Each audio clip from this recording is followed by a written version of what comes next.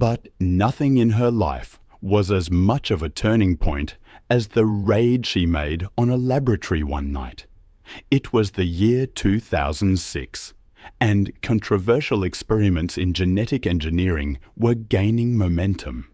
Emma, working as a researcher for a private animal rights organization, had been watching a laboratory she'd suspected for months. That night, she finally managed to get inside, and what she saw shook her to her core. In a small cage in the middle of a cold, sterile room lay a gorilla infant with fur as white as snow. All the other gorillas in the surrounding cages were dark-colored, natural-looking. But this infant was different, defying the laws of nature, covered in perfect whiteness. When she looked at the files, she learned the truth. This was one of the first genetically modified gorilla infants. Not albino, but the result of deliberate intervention. Scientists had tampered with its genetics to display it as a rare species, perhaps even to sell it to wealthy collectors. But right now, that tiny being was living without a mother, without love, only as an experimental object. Emma felt something break inside her heart, and at that moment she made a decision. She couldn't leave this infant there. That night, risking her career, her freedom, perhaps even her life, she took Kesi out of there. She named him herself Kesi, meaning hope in an ancient language, because he was hope for Emma. He was proof that humanity could still do good, that love was stronger than science.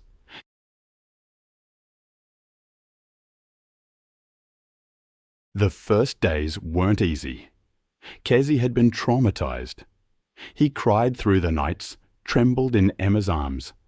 But Emma didn't give up.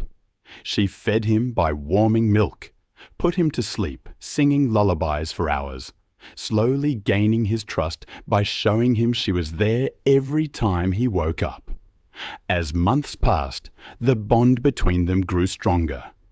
As Kesi grew, his white fur shone even brighter. But he didn't just develop physically. His intelligence, his ability to empathize, and his loving gaze amazed everyone, as if he was now receiving back all the love he had lost in that laboratory cell, multiplied. When he turned 3, Kesi was already too big to climb on Emma's shoulder, but he still came to her side every morning, rested his huge head on her knees, waited for her hands to wander through his fur. This ritual was the most sacred moment for Emma, because those moments were the time for a silent conversation they both shared. Emma taught Kesi simple things: how to peel fruit, how to play games, even how to open a simple lock. She had shown him this last skill as a fun activity. A metal lock, small buttons turned in the right sequence. Kesi thought it was a game, but actually it was one of the most important gifts Emma had given him: the ability to understand the idea of freedom. Years passed. When Kesi turned 10, he was already over 200 kilos. His white fur literally glowed in the sunlight, while his amber eyes carried deep wisdom. Emma could no longer keep him at home.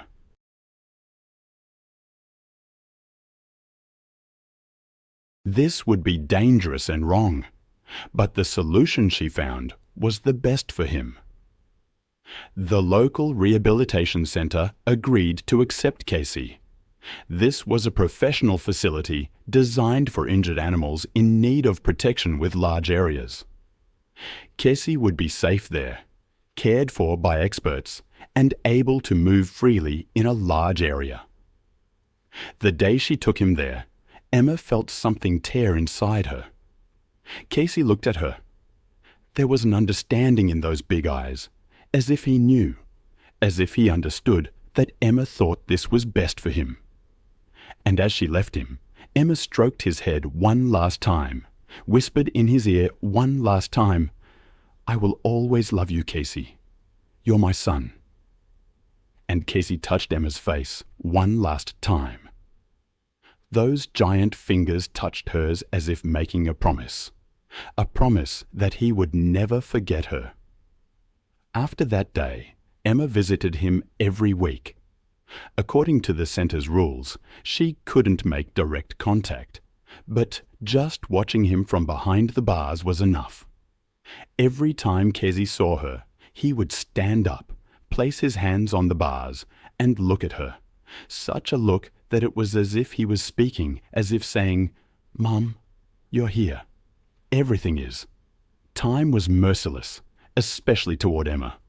When she reached 65, the diagnosis was merciless: amyotrophic lateral sclerosis. They called it motor neuron disease. It felt like an imprisonment, my mind sharp, my feelings deep, but unable to fully express anything. Within a year, I couldn't walk.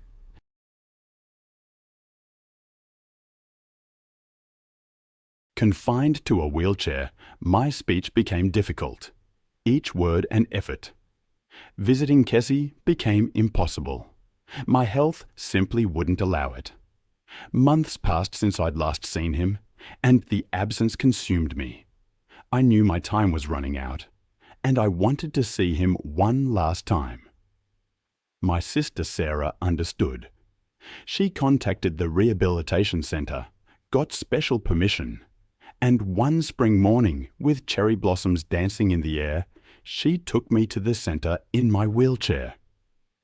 As we moved along the main path, people gave me pitying looks, but I didn't notice. My attention was fixed on a figure in the distance, Kesi, standing like a white giant in a large outdoor area. Sarah pushed the chair toward the garden. The spring sun warmed my face. Cherry blossoms landed in my hair, but I only wanted to see him. We stopped just before the bars. Kesi had his back turned, sitting on a large rock. I tried to call him, but only rasping sounds came out. Tears streamed down my face. To be this close and unable to see him was unbearable. Sarah touched my shoulder. "Let me call him," she said softly. But then, as if a miracle were happening, Kesi turned his head. Maybe he felt the vibration of the sound, or maybe instinct whispered something to him. His amber eyes locked onto mine. In that moment, all the noise in the world ceased. There was only the woman and the gorilla. Mother and son, two souls reunited after years. Kesi slowly stood.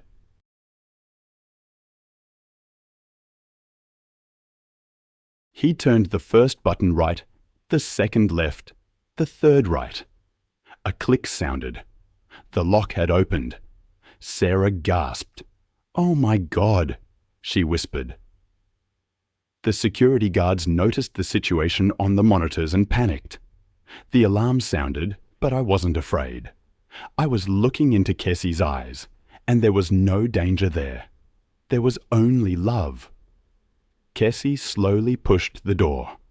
The metal bars creaked open, and that giant gorilla, for the first time in 10 years, stepped outside freely. Security teams came running, tranquilizer darts in their hands, some with guns. "Get back!" someone shouted. "The animal has gotten loose." But Kesi didn't even look at them. He only looked at me, and with slow, careful steps, as if approaching something breakable, he moved toward me. Sarah had frozen behind the chair, unable to move. I tried to signal her with my hand. "Let him," I said with difficulty. Sarah hadn't understood. "What? Let him?" Sarah's eyes filled with tears. She didn't want to leave me alone with this giant animal. But when she saw the determination in my eyes, she slowly backed away. One of the security team members shouted, "No, get away from there. This is very dangerous." I've seen a lot in my years working with animals. But I'll never forget what happened that day between Emma and the gorilla, Kesi. It was more than just animal behavior. It was the meeting of two souls, a mother and son's farewell after years apart.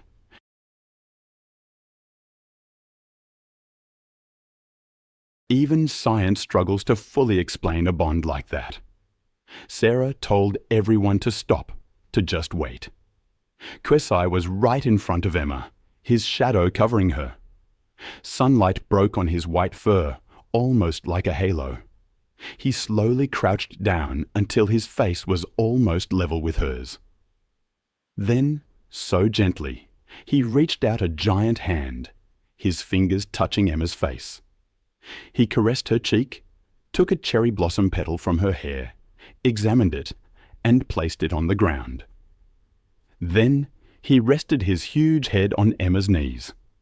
Everyone froze. Security teams, visitors, centre staff. Everyone watched, barely breathing. Emma raised a trembling hand and put it on Kwesi's head, feeling the warm, soft, familiar white fur between her fingers. Tears flowed, but it wasn't pain anymore. It was gratitude.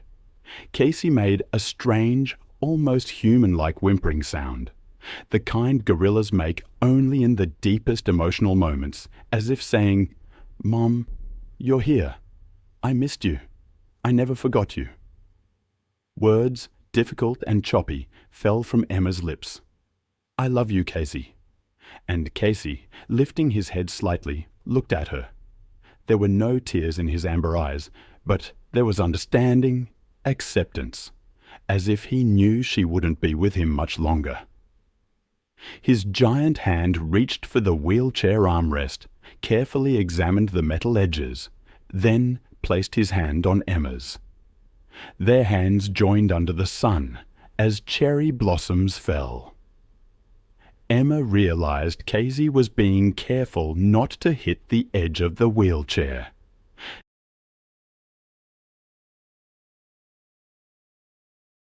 Every movement was calculated, controlled, because he knew she was fragile and he wanted to protect her. Minutes passed without interruption. The security teams lowered their weapons. They could see it wasn't a threat. It was love. Dr. Alan Thompson, the center's director, stepped forward. His eyes welled up. He said, his voice trembling, "This is the most extraordinary thing I've ever witnessed. This is something even science can't explain." Sarah was crying. Other visitors silently shed tears, understanding that it wasn't just a woman and a gorilla. It was a universal bond, the bond between mother and child, a love that disregarded species differences, that knew no time or distance. Kesi slowly lifted his head, looked at Emma one last time, then wiped the tears from her eyes with his finger, a movement so compassionate, so protective, so full of love. Emma wanted to say one last thing, but words weren't enough. Kesi understood. He knew everything she wanted to tell him. "You are my son," she said, with her last strength. Kesi rested his head on Emma's knees again. There was something both of them knew. This wasn't a goodbye. It was a moment of gratitude, a moment of giving thanks for the most beautiful gift life had given them each other.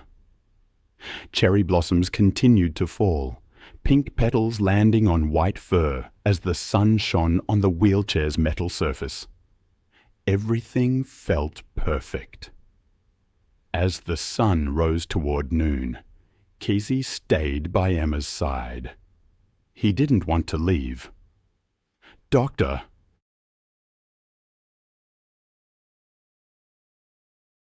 Thompson approached with a basket of Kesi's favorite fruits. "Kesi," he said softly, "come on, buddy. Let Emma rest." Kesi looked at the doctor, then back at Emma, hesitation in his eyes. He seemed to know that if he left, he would never see her again. Perhaps he was right. Emma, gathering her last strength, gently pushed him away. "Go," she whispered. Be well. Kesi placed his giant hand on Emma's one last time, held it tightly as if trying to transfer all his love with that touch, then slowly stood up, his eyes still on her. He took a few steps back, then stopped, turned around, and looked at Emma one last time. In that look was everything: gratitude, love, farewell, and a silent promise that he would never forget her. Dr. Thompson guided Kesi back inside. Kesi wasn't interested in the fruits. He only looked back at Emma, his head turned, his eyes never leaving her. When the door closed, Kesi stood there, leaned against the bars, motionless, silent, just watching Emma. Sarah moved behind the wheelchair. Should we go? She asked, her voice still trembling. Emma nodded slightly. Yes, it was time to go, but something wasn't breaking inside her. I'll never forget the story of Kesi and Emma. It's a story that proves love truly knows no boundaries. They buried Kesi right next to Emma's monument, caretakers whispering, "He finally went to be with Emma." And that night, under the full moon, cherry blossom petals danced in the wind, even though it wasn't the season.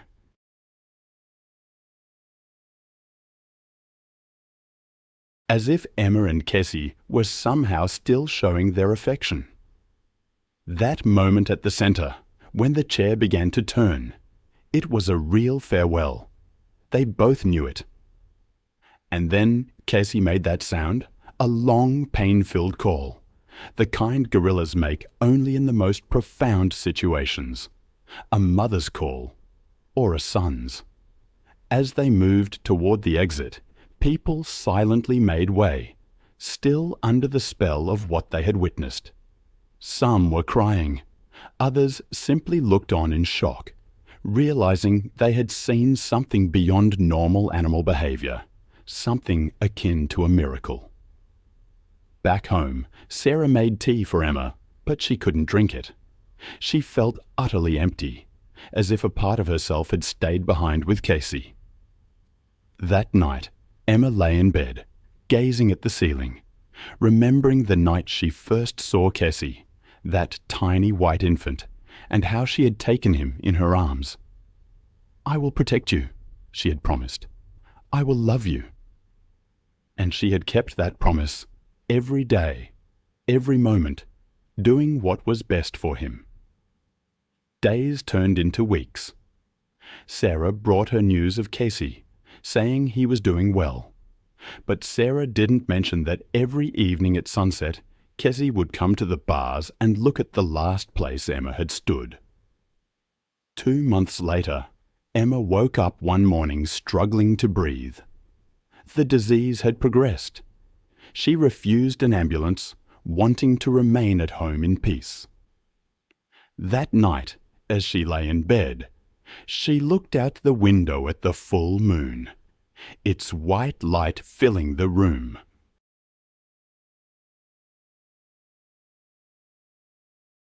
A strange feeling washed over her, as if Kesi were beside her, his giant hand touching hers once more. She closed her eyes and imagined him, his white fur, his amber eyes, his gentle hands.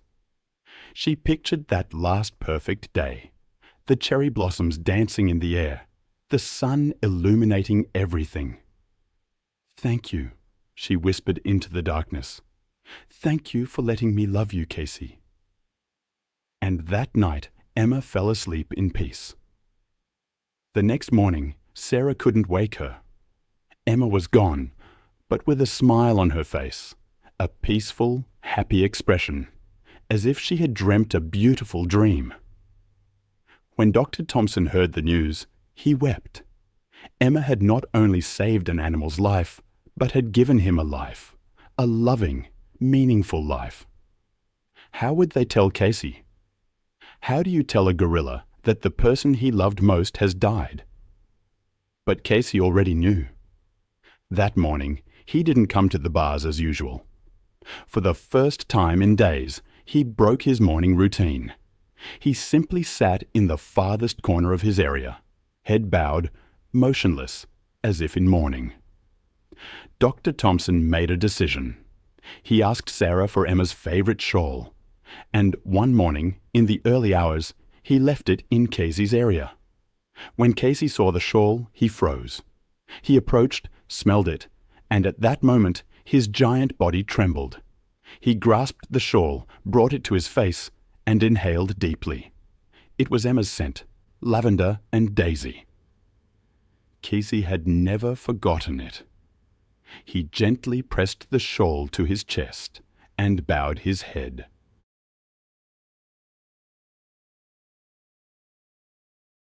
From that day on, Kesi slept with that shawl every night. In the morning, he would take it with him, protecting it as if it were a treasure.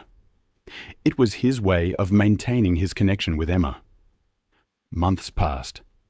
Kesi slowly returned to normal. He ate, he played, he lived. But every evening at sunset, he would take that shawl with him and come to the bars. He would sit there and wait. Perhaps, in a way, Emma was always there. In every cherry blossom petal, in every ray of sunlight, Emma was in Kesi's heart, just as Kesi was in Emma's heart. A year later, the Rehabilitation Centre erected a monument in Emma's memory made of white marble, small but meaningful. It depicted a woman and a gorilla hand in hand, and underneath was an Indian. Emma Carter, 1964 to 2026. She taught that love knows no language, species, or barrier. On the day of the unveiling, Sarah was there, and Kesi too, watching silently from behind the bars. When the ceremony ended, Sarah went to Kesi's side, looked at him. His amber eyes gave her a sad but grateful look. "You loved my sister very much, didn't you?" Sarah said, tears in her eyes. Kesi bowed his head slightly, as if in confirmation. "She loved you very much too," Sarah said. "Know that." And at that moment, Kesi made a strange sound, soft, sweet, and sad, one of those rare sounds gorillas use to express their deepest feelings. Years passed. Kesi lived a long and happy life.